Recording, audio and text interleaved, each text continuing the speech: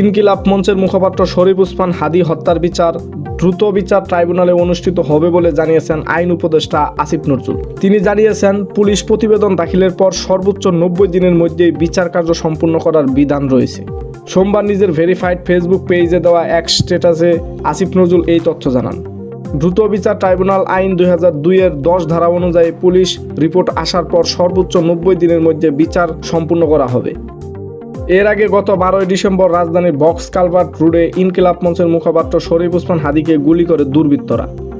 গুরুতর আহত অবস্থায় তাকে প্রথমে ঢাকা মেডিকেল কলেজ হাসপাতালে নেওয়া হয়। পরে অবস্থার অবনতি হলে তাকে এভার কেয়ার হাসপাতালে ভর্তি করা হয়। পরবর্তীতে তাকে সিঙ্গাপুর জেনারেল হাসপাতালে নেওয়া হয়। সেখানে চিকিৎসাধীন অবস্থায় গেল বৃহস্পতিবার তিনি মারা যান। শনিবার বাদ জোহর তার জানাজা অনুষ্ঠিত হয়। পরে ঢাকা বিশ্ববিদ্যালয় এলাকায় জাতীয় কবি কাজী নজরুল ইসলামের কবরের পাশেই তাকে দাফন করা হয়। মোহাম্মদ বাইজিদ প্রবীণ, এই দিন এই সময়।